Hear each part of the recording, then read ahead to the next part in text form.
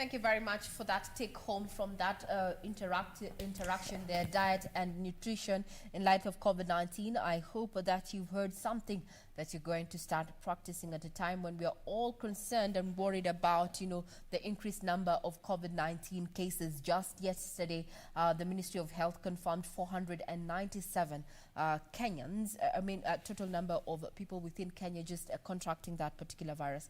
Dofri Ajun, Saisa Frederick, and Sablon Esikuri on Twitter saying that they are watching the program. We want to encourage you to keep your feedback coming. Tell us where it is that you're watching, the particular broadcast from. Now, shifting gears to talk about matters close to our hearts, matters about the education sector. It has already been confirmed that schools are going to be closed for the next 6 months, while colleges and tertiary institutions in general are set to resume in September. A recent report indicates that teachers must be ready for great learning loss in 2021. Just to read but an excerpt of that particular report is that parents and teachers need to be prepared to deal with the emotional effect learners might suffer as a result of having to repeat classes and, attendant stigma. Further, is that there is anxiety among the candidates as they feel uncertain of the future and loss of momentum they had gained. They will be afraid of forgetting what they had learned as well as failure.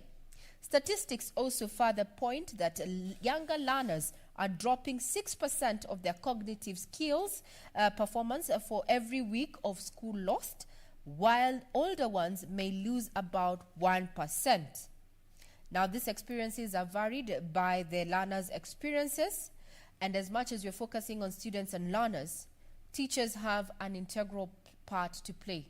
Their parents, we need to hear from them, to just look at, hear from experts this morning from different parts of the country, and them being education stakeholders, what they think about the current situation and post-COVID. We have Dr. Joan Mwende, who is live from Nairobi. She is the former immediate CEC education in Embu. Currently, she is the CEC Youth Empowerment and Sports in Embu County. She also holds a PhD in education and a master's degree in disaster management. Coming to us live from Kisumu County is Alfred Indimuli, who is the chair of the Secondary School Heads Association, and Robert Ouko Omwa, who is live from Machakos. He's a teacher at GU Secondary School and a member of Beacon Teachers Africa, an organization mobilizing teachers to arise and stand up to be counted. Ladies and gentlemen, thank you for your time. Thank you for making time to come on board. Good morning, Kenya. Good morning. Now, let's start off with Alfred Indimuli. As the chair of the Secondary Schools Head Association, what is your take in the current, direction that the government has taken to close, schools for the next 6 months, as well as the reopening of, tertiary institutions in September? What are your thoughts? Thank you very much. Thank you for having me on set. First of all, I want to correct, I'm in Machakos. My friend Robert is in Kisumu. You mentioned I'm in Kisumu. Two, you are aware I was a member of the Education COVID-19 response committee that actually looked at ways and means of ensuring that schools reopen. So my views are basically going to be based on what we looked at and how we arrived at that decision that was taken. Mm-hmm. I will not be giving my personal views on this because those were aired in the committee, and what came out is an agreed with all other stakeholders. Mm-hmm. Having said that, I would say that reaching that decision was not one of the best decision or the easiest decision to take. It was very painful, given that we were saying that that students are still going to continue being at home, while we are very much aware that the longer they stay at home, the more difficult it will be getting them back to school. But given the advisory, and particularly from the Ministry of Health, that by September, which was our initial proposed time of reopening, and especially for the examination classes, the Ministry of Health did advise that the rate at which the cases were rising, by September, we were going to have the peak or approaching the peak. And therefore, it was going to be unadvisable to open up for students to travel across counties and everywhere when the rate of infections is at its peak. So getting them to school where they were now going to interact a lot would definitely be challenging to school administration and teachers. And that's why it was felt that because of the medical advisory, it would be important to push to the new year. Secondly, the challenge of meeting the public health protocols and what is going on in public schools was a major hurdle. Issues of social distancing. You are very much aware that currently our schools are very much congested, both in classrooms and those in boarding schools. Also, the boarding areas are congested. So we were talking of, if you look at a school, for example, one of our schools has 443 candidates, and they have about 40 classrooms. These candidates alone, because of the varying sizes of the classes, are going to take up 30 of the 40 classrooms. Meaning, therefore, they are leaving 10 classrooms to be occupied by about 2,000 students. That, therefore, called for rethinking. Even when we bring in students with social distancing of about 1 meter square, how do we manage the other large numbers? The issue of the teaching staff. You have 60 students in a class being handled by one teacher for a subject like, let's say, mathematics. Now, when you split this into 3 classes, assuming each class can take 20 students, you are talking of about 2 extra teachers to teach that one class that was being taught by one teacher. Now, expand it if the school is 7-streamed for a school with 400 students as candidates. That is about 7-stream school. So it means that for every class of mathematics, you are going to need an extra 2 teachers. So those are 7 times 2, those are 14 extra teachers that you will need, leave alone looking at other subjects that are concerned. So it meant that the Ministry of Education and Teacher Service Commission had to look for ways and means of increasing the number of teachers to mitigate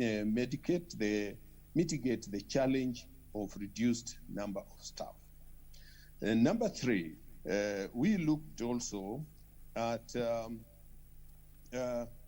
travel arrangements, and especially for children in day schools. Those in boarding schools, of course, using public means to travel across counties. That was also another challenge that needed to be looked at. Those in day schools, and especially in urban areas where they have to use public means to travel to school, that needs to be thought of very well because of the challenges of use of public transport. So all this, coupled with the advisory from the Ministry of Health, which really took the center stage, meant that we needed to give ourselves time. If we look at the last statement the Minister of Education did say when he released this report, he mentioned that the decisions can change based on the advisory from Ministry of Health and also based on our understanding of how the virus behaves and any other information that may come. So there's still a window there. Even though we are saying we shall start off in New Year, but should new information come up, should Ministry of Health give new directions, and we understand the behavior of the virus better than we understand it now, then a different decision can be called. I think for now, let me leave it at that point. Alfred Indimuli, live from Machakos County, they're the chair of the Kenya Secondary School Heads Association, giving a raft of issues that were put into account before government took this particular directive that saw, the closure of schools for the next 6 months, while, tertiary institutions are set to reopen come September. He's of the thought that with more information going forward about COVID-19, then the Ministry of Education is bound to change, its stand. But currently, we're in this situation. We take a short break. When we return, we're going to be talking about still engaging various stakeholders from different parts of the country. We have Dr. Joan Mwende, who is the CEC Youth Empowerment and Sports from Embu County. She's also the former immediate former education CEC of that particular county, that is Embu County, as well as Robert Ouko, who is a teacher at Goose Secondary School. We also ask you to just keep your feedback coming on our various social media platforms. Mine is at Manyara on Twitter, and our official station handle is at KBC Channel 1 News. What is your take in the current, education policies, or rather what the directions that government has given? We take a short break. We'll be right back.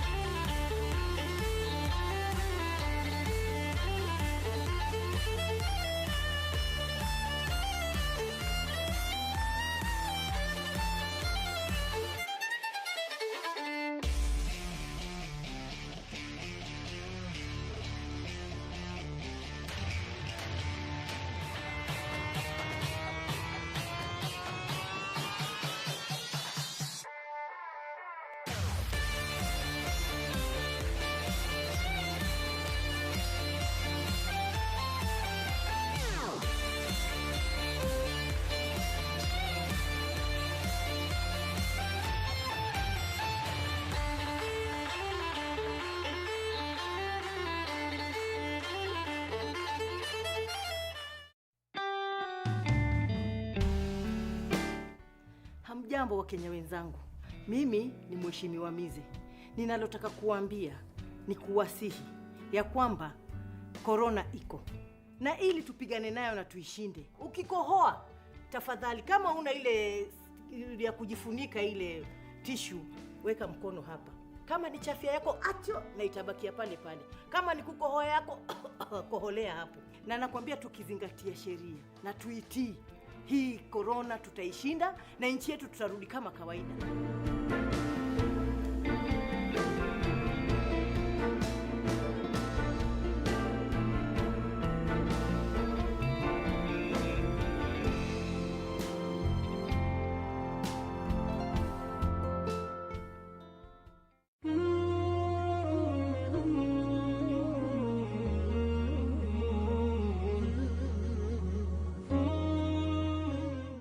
Next episode. He made me feel so silly. How dare he say to me that I'll end up as a typical housewife? Is he crazy or what? Why can't she see that with that guy she's destined to go downhill? And I will bet you on this. I'm about to fire anybody just to please your racist prejudices. The other day I saw Roxana kissing another guy at the front door of a restaurant. Come on. Say something to me. Come on. I'm going to find out whether she's traveling on business or with that guy. Let's go. I said no and I'm staying here. I'm not interested. All right, fine then. In Love with Ramon.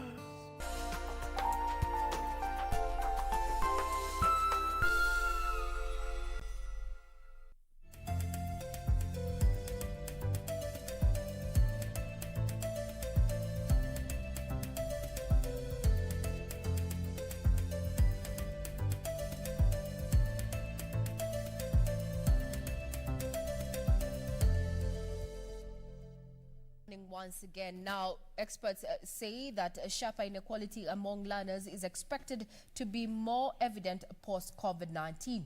So what can we do during this time to ensure that both teachers and their students as well as pupils remain afloat, or rather survive the COVID-19 pandemic? This morning we're putting that into perspective. I'm joined by various stakeholders spread across different counties, one in Nairobi, Kisumu and Machakos. Now crossing over to Mr. Robert Ouko Omwa, who is a teacher at GU Secondary School from Kisumu. Earlier on, Mr. Alfred Indimuli, who is the chair of the Kenya Secondary School Heads Association, has given us a reason, or rather a raft of issues that the government took into consideration before making the steps that it has made in concern to the school calendar and the education sector at large. As a teacher, we already have a report that indicates that among the young learners is that, their cognitive skill performance is dropping every week at a rate of 6%, while the older ones are recording a drop in cognitive skills performance per 1%. As a teacher, what is your take in this regard? Yes, first I would like to appreciate for this opportunity. As I said, my name is Robert Omwa, Head of State Commendation. For real, I must say that COVID-19 has put us in a place that we never envisioned before. And teachers and pupils, parents alike, are alive to the fact that education is going down. And that research is very true, because children today are actually going down in terms of concentration to study. Initially, when the schools were locked down, we had so many of them getting motivated to study at home, and parents were at their best implementing homeschooling. But as we are now, you find that teachers, parents for that matter, have lost gas. And students, when it was now announced that people will be resuming school in January, they're actually disillusioned. And teachers themselves are also on one end of this, because they are feeling pressure and they don't know what will come next when schools resume. They are aware of the fact that their children are losing much. The research says that older children are losing a little bit less as compared to young ones.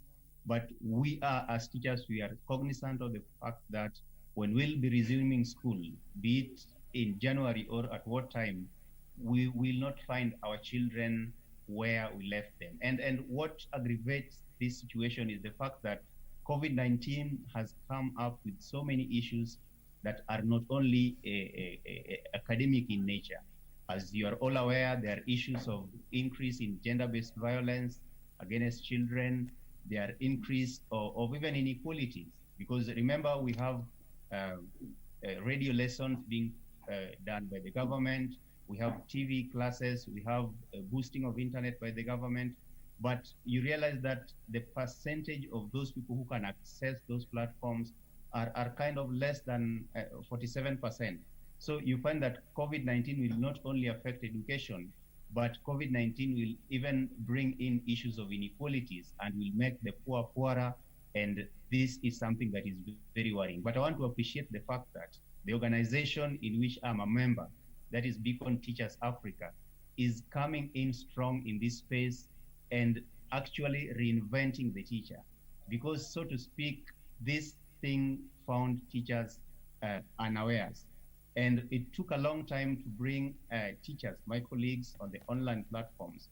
But as we speak now, we have teachers organizing sessions online through Zoom meetings, teachers having even training. For example, Beacon Teachers Africa has organized mindset trainings. And these trainings have actually boosted teachers' morale, and teachers have actually realized that there is a lot that they can do apart from just being in classroom. something else that Beacon Teachers Africa have managed to do is to help teachers to come on the online platform. That is Zoom, Teams, and all that. So you find that teachers are actually having an aha moment where they are realizing that there are other avenues that they can implement learning apart from just being in the classroom. So you realize that teachers are getting into the new normal, and even after Corona, after that is post-COVID, we are going to have an invented teacher, and we are going to have a new teacher who is alive to the fact that things are never going to be the same, and we are not going back to any normal. As I tell teachers that I normally meet, that we are not going back to where we used to be. We are actually getting into a new normal, and anybody who will gear up and get to this new situation that we find ourselves in will actually change their lives for the better. So now, that is Robert, it, let me just interject there. You said that you as a teacher are alive to the fact that things are never going to go back to normal. So what are you doing on a personal level as a teacher? What are you prepared to do once schools resume to ensure that those learners under your care do not entirely end up missing out on their school curricula, because it shows that around 30% of that particular curriculum might just be lost, has already been lost as it is. So what are you ready to do, or what are you thinking the options are out there for teachers who are in a similar situation as you? One thing that I need to mention is that I'm a Beacon teacher, and a Beacon teacher is a champion teacher in terms of defending the rights of children and also mentoring of other teachers. So back to what I'm doing, as a member of Beacon Teachers Africa, I'm involved in mentoring other teachers, because remember, you cannot give what you don't have. So basically what we are investing in greatly now is investing in the teacher. Remember, a teacher spends most of the time with the child. So this period that they are home, I had somebody say teachers are not working now, but that is not the truth, because this is the time that teachers are getting hooked up onto online platforms, and they're learning new ways of doing things. Personally, I'm involved in training of teachers in positive discipline. We have a working relationship with positive discipline of Connecticut. And already we have a number of teachers who have already been certified as positive discipline educators. And remember, a child who is not settled in class cannot learn. So basically that is one thing that I'm doing. But we also have members of Beacon Teachers Africa that are already forming online classes. They are having students hooked onto the online classes, and teaching is ongoing. So when we'll be resuming school in January, things will never be the same again, because we are actually doing the learning now. Because whenever one stops learning, that's when life stops. So teachers are actually learning, and we are reinventing ourselves. Okay, fine. I would also want to seek your opinion on something, a trend that we are seeing, or rather we are picking up in as far as the education sector is concerned, is that the private schools have begun laying off some of their staff, being teachers, as well as sending them home on half pay. From a teacher point of view, do you think this is fair, Robert? That is unfair. But you see, when I say it's unfair, it's not only for Kenya, it's for the whole world. We have found ourselves where we didn't anticipate, and these are teachers who have been out volunteering, I would say, to help children. So my opinion would be like, let's emulate what teachers in Bungoma did. I was so impressed when I learned that teachers over there held hands and just did something small in terms of assisting these teachers to get something to just keep them going. I would also add my voice and say that there's a way the government can also come in and just ensure that these teachers maintain their dignities. And I would also like to talk to parents who are listening. These teachers have been helping our children.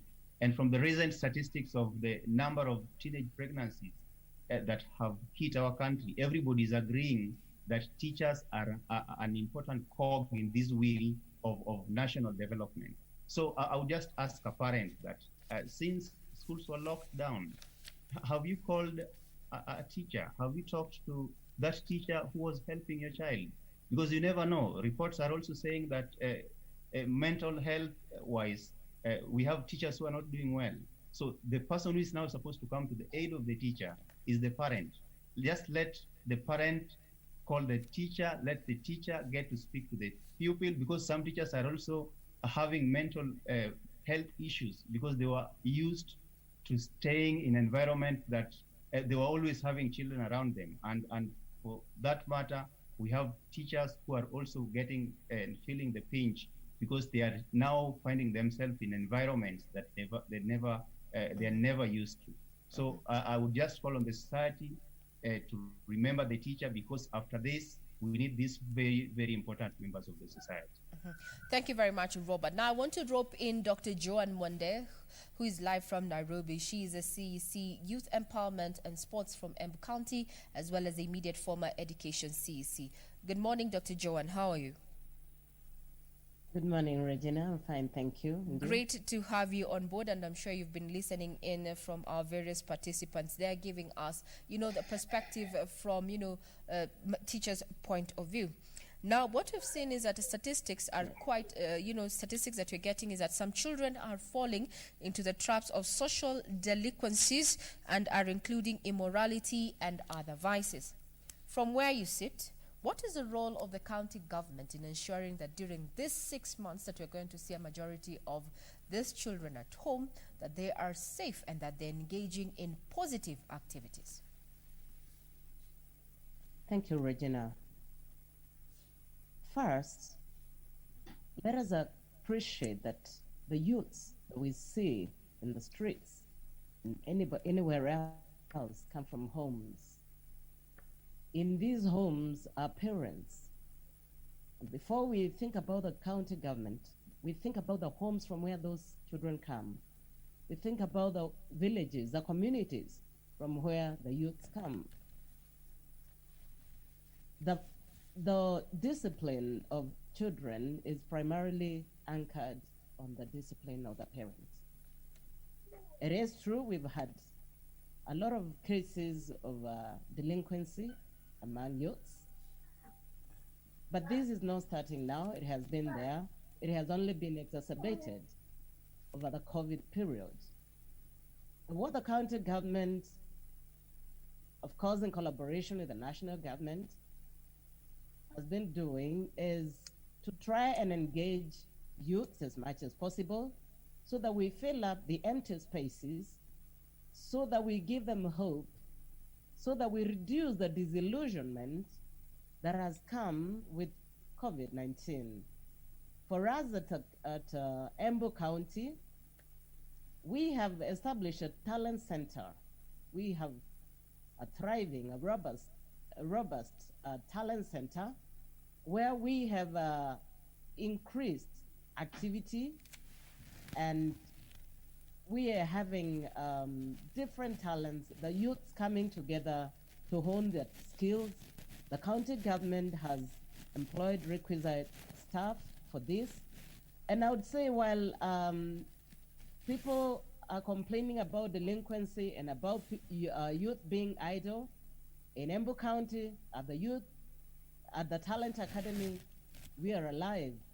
And many things are happening. In fact, I was just listening to one of the productions by our youth at the Talent Academy on Corona.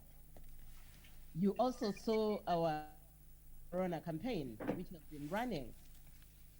Youth, also in collaboration with the Kenya Film Commission, we have brought together our youths to hone their skills at film production, to hone their skills in acting, all sorts of arts, and we are doing a lot of productions there. Now, coming back to the general public, it is true we have a lot of delinquency, but please, we need to remember this. We as adults are the ones who are supposed to mentor the youth, and I like to come back to the role of the teacher. While we are talking about COVID and maybe feeling very discouraged about the children not going to school, I'd like us to remember that learning does not just happen within the classroom. Learning is supposed to happen everywhere.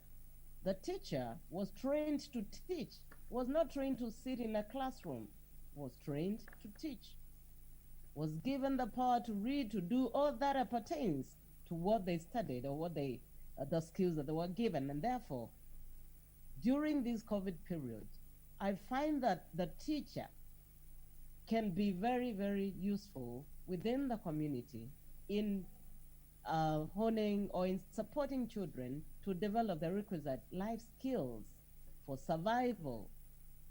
The reason many of them are losing out, the reason they're like giving up is not because of the lack of regular teaching. It is because they're not able to connect life from where COVID-19 has left them. COVID-19 has picked them abruptly and placed them in a space where the normal day is being spent differently. Children are used to spend just a few days at home, but now they're spending all the days at home.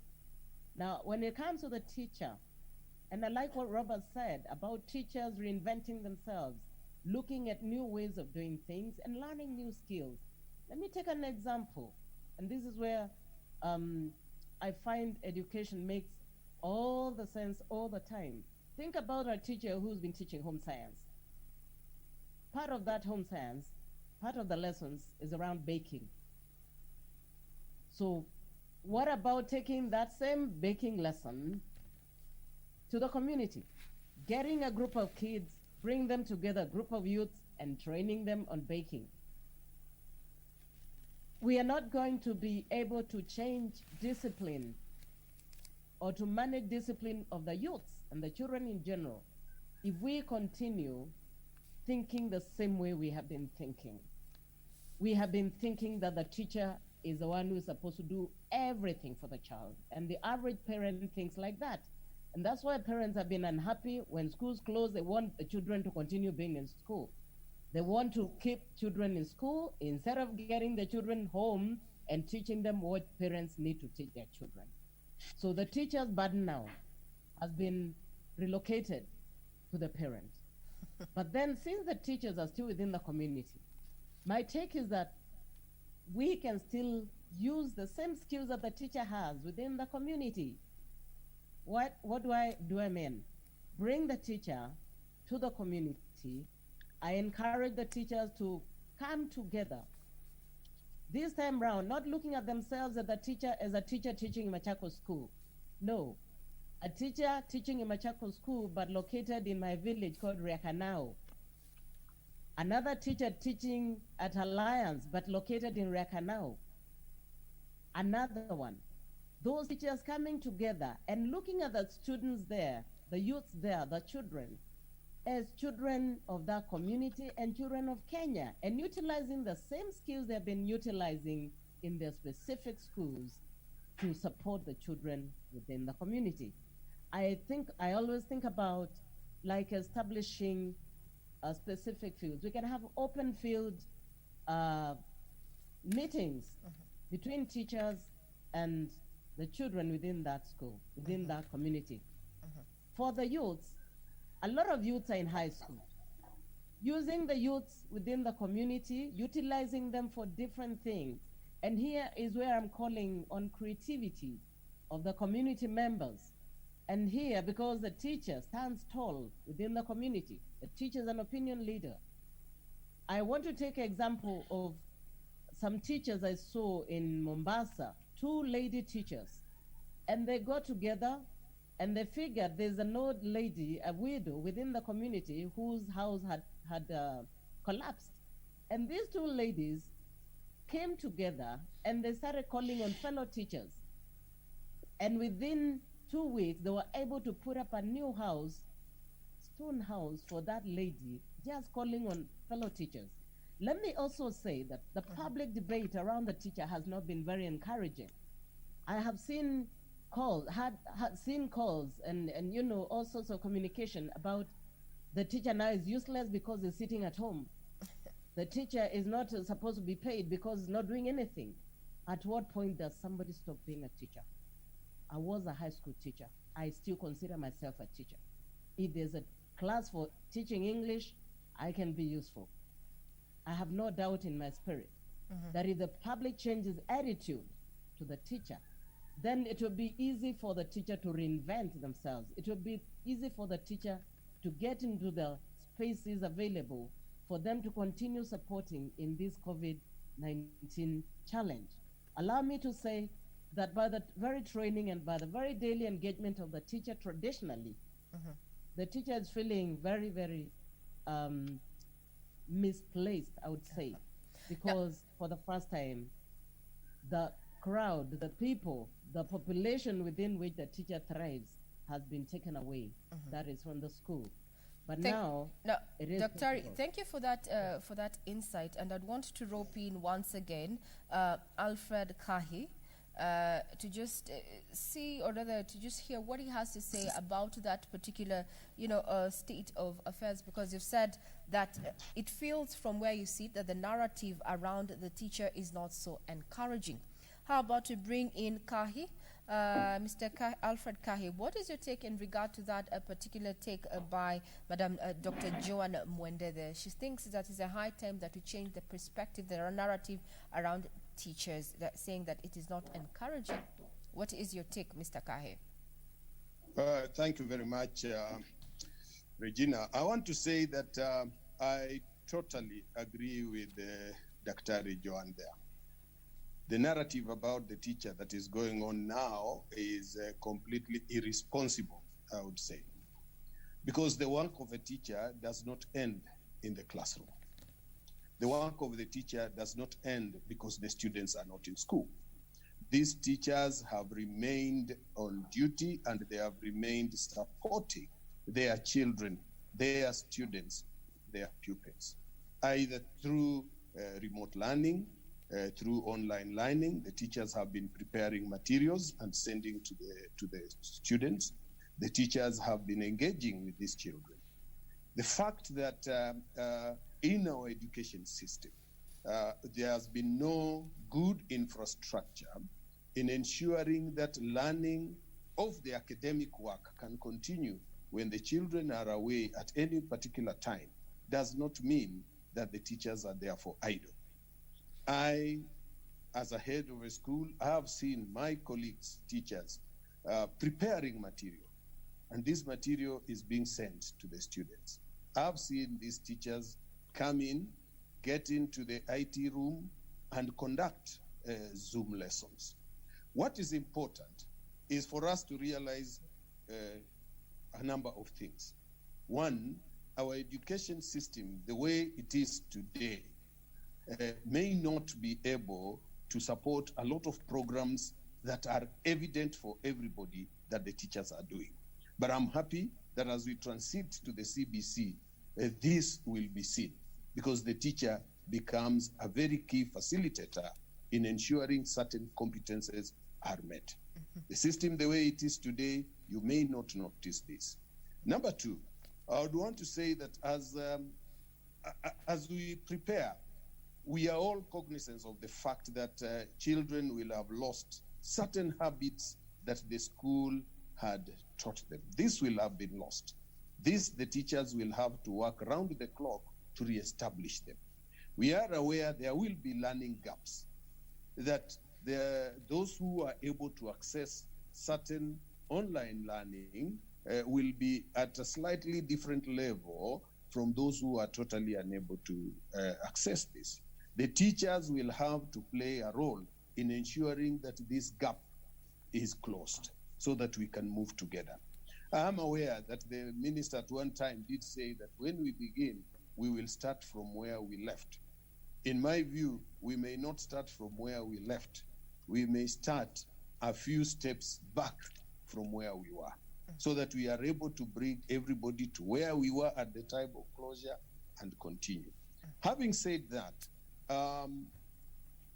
there has been suggestions that we should have some mapping, which Dr. Joan has just mentioned, mapping of the teachers, mapping of children, so that we are able to know that in this particular region, these are the type of teachers and the number of teachers that we have. These are the students that are available. How can the teachers be used to help the students continue interacting with academic work and continue learning certain skills that have not been impacted through the education system? And that's why, as we rethink the teacher, we must also be rethinking on how to infuse certain technological issues in our education system, so that people do not just sit and say, because the teacher is not in class, therefore he's doing nothing. I want to assure the nation that these teachers are doing a lot. You may not see it, but a lot is being done. There's a lot of online training that is going on. Mr. Kahi, on that particular issue that you've brought up, the perception out here is that because teachers are no longer in the classrooms, that they are redundant, that they're not doing anything. And there have been a myriad of proposals in regard to how then this means in as far as, these current 6 months are concerned. One of the proposals is to have schools reimburse school fees that had been paid in full, before this time. From where you sit, what is your take on that? Since we've said there's so many narratives around just the education sector and what is happening, what's your take? And that's what I'm saying, is because of the feeling that the teacher is valueless. And that is why people can now say, refunded money, do this. And let me assure everybody that issues of fees payment is very clear. Schools have very good records. That is why at the end of a 4-year course, schools, especially secondary schools, will be able to tell a student that you still owe the school so much. This is because of record. So even if a parent has paid for 2020 year full fees, records are not lost. Definitely, at the time of resuming, these records will be clearly indicated, and whatever that was paid will be moved to the new year. This has always happened. Fees is refunded in 2 categories. One, if a child is transferring from school A to school B, and at the time of transfer, he or she had excess fees, this fees is refunded through payment in the new station where the child is going. Number 2, the child has finished the cycle for 4 years at Form 4 and has excess fees. This fees is refunded to the parent. So what we are saying is the records are there, and these records will definitely be used. And as we discuss about refunds, let us also take cognizance of the fact that there are parents who at the time of closure had not paid fees. This also, we should be talking about them. There are also those who had paid part fees. These also, direction should be given, so that we do not only focus on those who have paid for the whole year and forget about those who pay in piecemeal and is allowed by schools. This also should be discussed. Number 2, there will be no physical cash that you will go to a school today and tell them, refund my 20,000 because it's in excess. It will not be there. And I don't want to cheat people that this can be done. Because when schools are planning and preparing, they prepare for the entire population of the students. Those who will have paid, those who will not have been paid, services will be offered. There are statutory services that go on even without students. We pay non-teaching staff. We pay for water, electricity, and the rest. We ensure the school is secure, and all these people have to be paid. There are suppliers that supply goods. These are paid. So records is what we go by, but not physical money. Any excess fees paid, I can assure parents, these records are there and it will be done. Now, and Mr. Kahi, now let me, Mr. Kahi, now let's just now, since you've mentioned about issues of pay, we've seen a trend is that private schools are doing away with their teaching staff, as well as sending some of them on, half pay. As ahead, maybe you can help us understand then why these private schools are taking such a direction when everyone needs that extra shilling amid the COVID-19 disruptions. Thank you very much. I would say first, it is sad that teachers should be laid off and lose their pay, having served in a particular school. And it's not only happening in private schools, it is equally happening in our public schools. We have teachers employed by board of management. Now they are not able to get pay, and therefore they have been asked to stay home, to stay away. They are not earning. And this also applies to private schools. And that is why it is important for parents to realize that any balances being held for first term and even the previous years, they are supposed to be paid so that we can mitigate this. Government also, for public schools, must release part of the free secondary funds, because the free secondary funds do not only cater for tuition, they also cater for other vote heads, including personal emolument that caters for staff and teachers. Now, coming to private schools, though I don't own one, but I'm aware of what goes on because we share a lot. Entirely depend on the fees paid by parents. And the parents will pay fees when students are in school. Now that the students are away, the cash flow in many private schools is not coming in. And the argument the private schools have had is being partly business and partly supporting government in offering that essential service of educating the children, then they need some support.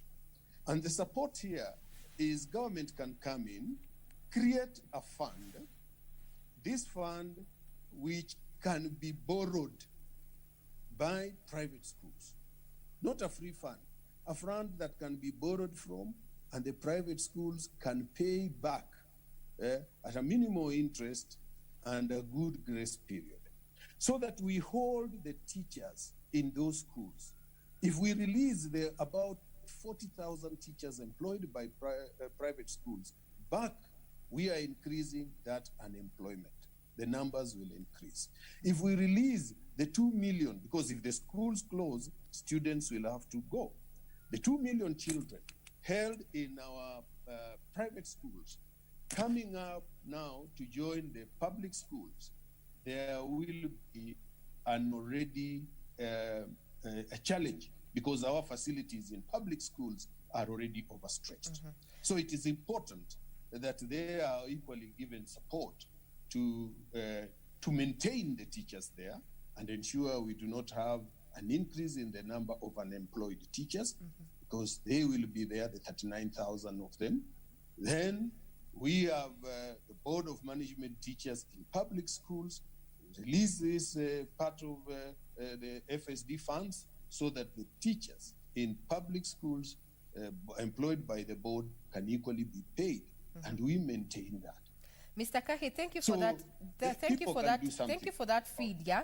And you've mentioned something that I'd want Dr. Joan Mwende to just shed light on, that proposal to have a fund to support, teachers during COVID-19, especially in private schools. I'd want to hear what she has to say on that. But before we rope in Daktari Joan Mwende, how about we hear from Robert Ouko? Just those statistics that have been given by Mr. Kahi show that teachers indeed are struggling and feeling the pinch of, COVID-19 disruptions. You had earlier on, talked about the Beacon Teachers Africa as an organization that is out to just mentor and encourage teachers at this point. Talking about mental illness, or rather mental disorders, in your line of work in this particular field, or rather this organization, what is the current state, of teachers during this time? Are they vulnerable, and how are they dealing with it? Thank you very much for that question. teachers at this point in time, as I had mentioned earlier, need support. They need support both in private school teachers and public school teachers. Because as I had indicated earlier, these teachers were actually used to a certain kind of life. And we, as Beacon Teachers Africa, are trying to assist these teachers to adjust. One way of assisting these teachers to adjust is to actually coach them in parenting.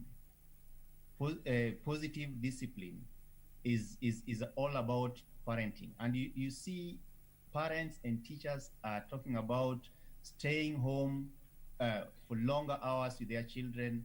This is something that people were never used to before.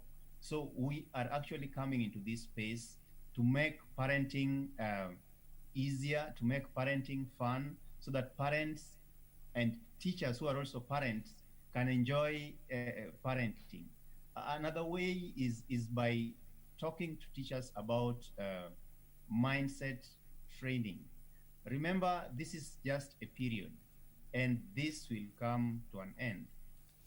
Teachers have always been looking for an opportunity to just have time to reflect. And as much as COVID-19 is a disaster, it is a pandemic, I would like to talk to a teacher who is listening to me that this could be a God-sent opportunity for a teacher to actually look inside. Because for very many years, teachers have drawn and have emptied their lives in the lives of the children they mentor. But this small window that teachers have been given, as Beacon Teachers Africa, we are actually calling on teachers to look inside. Is there anything left? Is there anything left in the jar? So if at all that is not there, then we are reminding teachers that all of us, and this is not now only teachers, all of us that are even our viewers, that after this period, we will be called upon to account for how we use this time that we were given. And this is the best time just to stop and reflect. How are you with your family? What is your relationship with in terms of spirituality? What is your relationship with yourself in terms of even growth, career-wise? So you find that teachers are busy and they are actually drawing from themselves and they're still assisting. And this one actually leads me to want to speak about something that Kahi and Dr. Joan also hinted to, that teachers have remained true to the call. It is very difficult to stop being a teacher. You can never stop being a teacher. You're a teacher even when you're asleep. Because as a Beacon teacher, which you have also hinted to, is that we receive so many cases of violence against children. Personally, I receive an average of 5 to 10 cases per day. I'm a teacher, yes, but I can't follow these cases personally. I do call teachers, and I'm very, very proud of teachers who have actually assisted me in following up children who have been abused in a certain corner and they have been transferred to other places to be hidden. And as I speak now, I can report confidently that we have managed to help and rescue children just because of teachers. For me, I even call a class teacher who doesn't know that I'm a child protection advocate, but I tell this class teacher that, hey, I've been told about so-and-so is your girl in your class, and this is what is happening to this girl, and I want you to come on board and assist following up on where this girl has been hidden. And these teachers don't even ask a second question. They don't even talk of schools are closed. They jump out and go out to rescue children. Mm-hmm. And that is why teachers need support. I'll go back to what I said before. Parents, you have to pay rent. If that is what we need to do for even teachers who are out of their jobs, because it's an eyesore to see a teacher hawking in the street. Of course, they have to make ends meet. But remember, teaching is a noble profession. Teaching also goes with dignity. And for us to allow these mentors of our children to live with dignity, because ultimately it will reflect on the lives of our children. So every small thing that we can do, and I even hinted to just calling and getting to know how a teacher is doing is very, very important. Mm-hmm. They will still feel loved, and they will still feel accepted. And maybe just to bring it to a close, there is also a case No, that before you come to a yesterday. close, Robert, you've talked Yes. about that we need to support teachers. And as I alluded to earlier, just borrowing from what the proposal made there by Kahi, he says that, a fund needs to be put aside or set up to support teachers during COVID-19, especially those in the private schools. Now, roping in Dr. Joan Mwende, from where you sit, I know education is not a devolved unit, but this is something that we're dealing with not just as county, but just nationwide.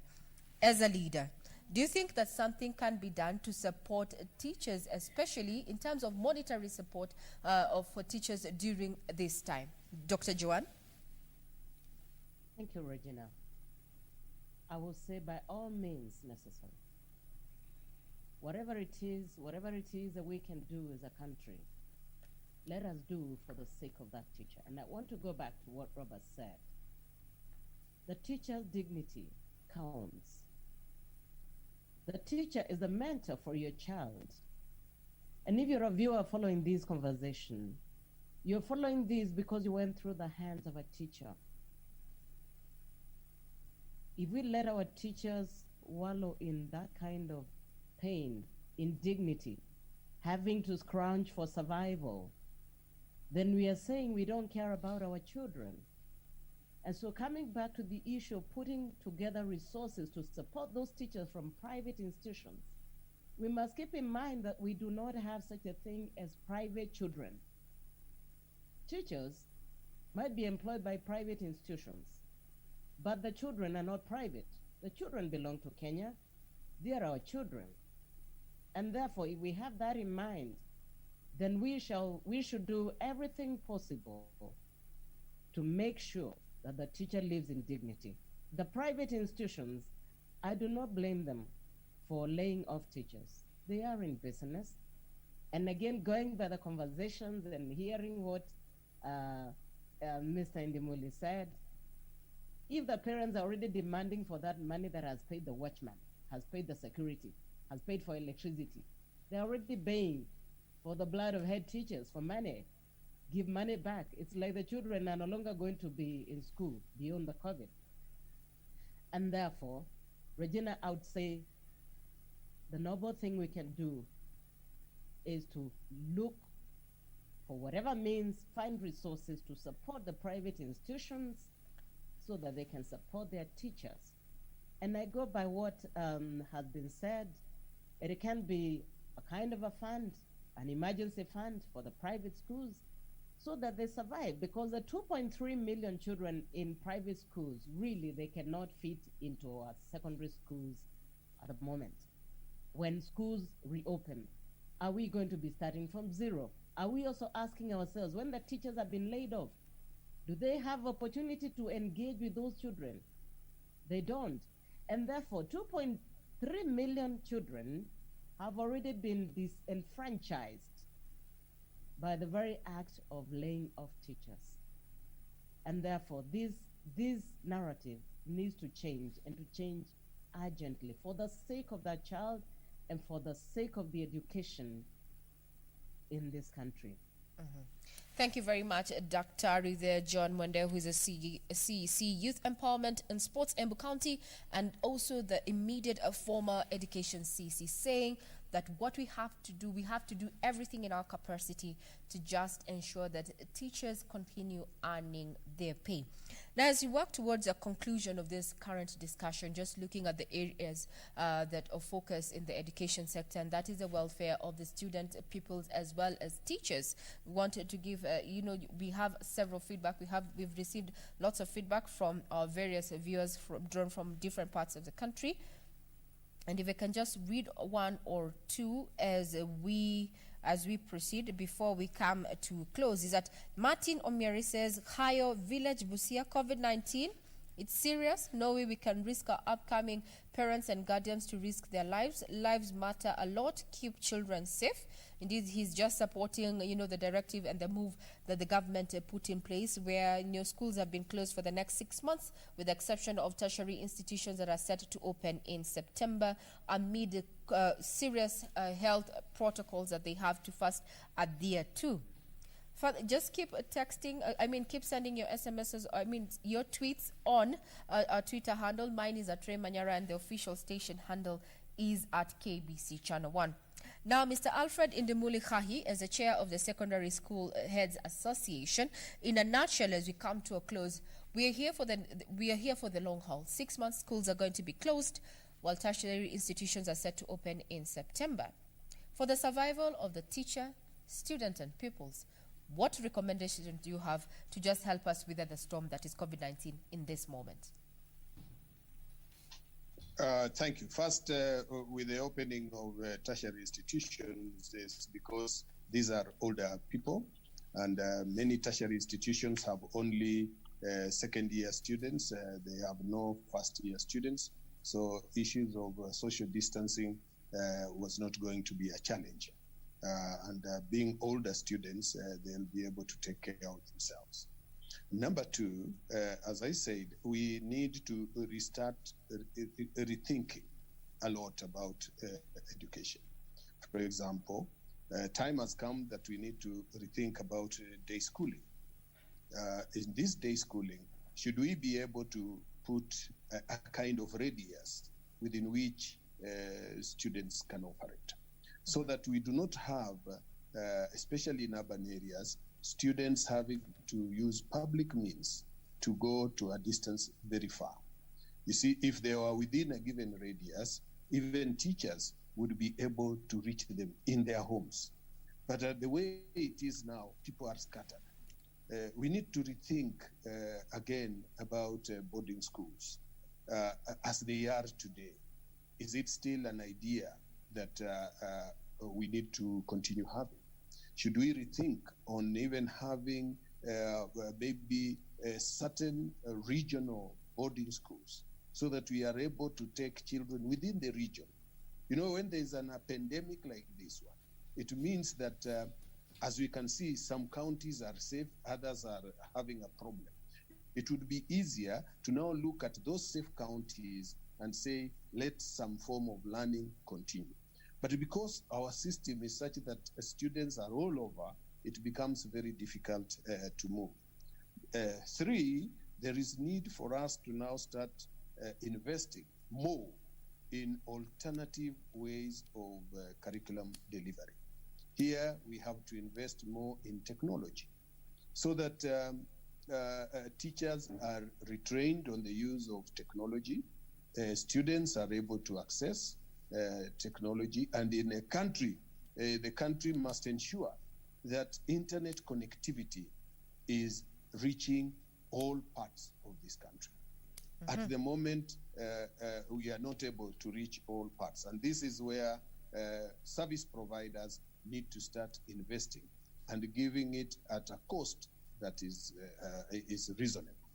Number four, government must also liaise with the universities to come up with the gadgets that are tailored for academic use.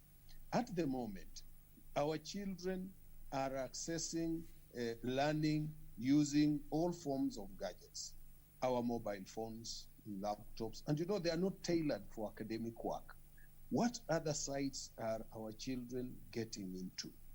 What other information are they gathering? That when they now come back to school, the teachers will have a responsibility of unlearning, ensuring that the not so good material learned is unlearned. Mm-hmm. So it would be important moving forward that gadgets that are tailored for academic work are developed and given to the students. Government can invest in this. Mm-hmm. It had started off very well with the primary school laptop programs. Yes. They can push it further into secondary, so that our teachers, at whatever time they can, meet our students. For example, when well, we come thank you back very much, and Kahi, we for ju- your I feed. just- Mr. Kahi, we also want to rope in the rest of our panelists this morning. Thank you for your recommendations going forward in just to survive COVID-19. How about now we hear from Dr. Joan Mwende, who is the CEC Youth Empowerment and Sports from Embu County. In conclusion, as to survive this COVID-19 pandemic in as far as the education sector is concerned, what recommendations therein do you have? Thank you, Regina. One, the issue of data management, data collection, data collation, analysis, and all that. Like I said earlier, within a community, there are teachers, but who has the data? Is there data on the specific teachers within a community, within what radius, and what number of students, for instance, are in Form 3 in a community who can be supported by that particular lot of teachers? So data is of essence. Number two, I think the development of learning centers, establishment of learning centers within the communities. And I'm saying this because much as we are saying, okay, by our estimation, school opens next year, nobody has guarantee to that. We do not know. Just like COVID just happened, we don't know what will happen in the next cycle. And therefore, maybe thinking about establishing those learning centers. And I want to say, because education and learning is not just about the book, the youths being engaged and being taught skills by the teachers within the community that they can also help to teach the younger ones within the community. And I'm looking at the sharing of skills. People also have relocated. Many people have come back to community, and there are people who know very many things, who have many skills, who have talents that can be utilized to support youth and to support our children. Within the community issue of violence against children, I must say we need to seriously think about it, and we must keep focusing on it, because abuse of children, both boys and girls, is a major concern. And one of the reasons it's happening is because the bond between the teacher, the child, the parent is lacking or is a bit shaky. And so we need to strengthen the support of the teacher, and the teacher be encouraged and be given ways or be supported to feel free and to feel motivated to reach out to these children in their homes, wherever they are, whatever means. It is easy for a teacher within a community to send SMSs to the parents, to the children within that community. It is easy for a teacher within a community to organize mentorship forums within that community, even in an open field. And therefore, these are some of the things that I think we can do so that we can survive the children and the teachers this period. But I am not blind to the fact that parents also need support. And so I want to call on teachers to support parents as much as possible. The parents are going through very difficult times trying to understand the children. And I go back to what Robert said about positive discipline. If the teachers can support the parents to understand how to manage these children, because many parents are a bit ignorant about managing, for instance, the youths, the young, the teenagers, the ones in their puberty. If we can help, and to the parents, kindly I want to call on you to remember the sanitary towels. Children have been receiving sanitary towels in the schools, and it has been established that some of the causes, one of the causes of teenage pregnancy is when the girls go out seeking for sanitary towels that the parents have failed to provide. Please, parents, be alive to that fact that the girls need support to survive. And for all the cases, coming back to reporting, please, if you're a member of a community, consider that the children in that community are yours. Help the children survive this period. Report any cases of abuse of children and youths. Thank you very much. Thank you very much, Dr. Joan Mwende. Now, in conclusion, also let's bring in Robert Omwa. Yes. What is your take going forward in a nutshell? Regina, thank you so much for having us. I would like to say that first, my fear is that when schools will resume in January, we may lose pupils, we may lose learners, not to COVID-19, but to the increased number of gender-based violence that we are getting. So my clarion call to our citizens is that let's speak out. If you see something, say something. That is my parting shot. Thank you very much. Brief and to the point. Our guests this morning have been Dr. Joan Mwende, who is a CC Youth Empowerment and Sports Embu County and immediate former education CC of that particular county. She says we need to change our mindset in as far as how we see teachers. There they are on your screens there. We have Alfred Indimuli, who is the chair of the Kenya Secondary School Heads Association, saying that the work of the teacher does not end necessarily because schools are closed. Robert almost says teachers are still parents and they also need a lot of mentorship and guidance during this time of COVID-19. Robert is a teacher at GU Secondary School and also a member of the Beacon Teachers African organization that just calls teachers to arise and stand up and get counted. Thank you very much, gentlemen and lady, for making time to come on board Good Morning Kenya to help us put matters into perspective in as far as education is concerned. I wish you a great day ahead. Thank you very much for everyone who made this possible, especially those who have. Thank you very much, gentlemen, and our guest there, Dr.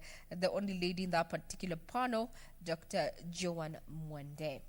Now, just to take you, just as you come to a close and rather wind up this show on this Wednesday morning, just to read some of the feedback that we have so far collected on our social media platforms. There's Mafumbo Alan says, Ray Manyara, the role of education does not start and stop in a classroom, and therefore let parents put effort to perpetuate learning at home. Secondly, let us support affected teachers by all means, because their importance will never deteriorate actually. And lastly, safety first. Thank you very much, Mafumbo Alan.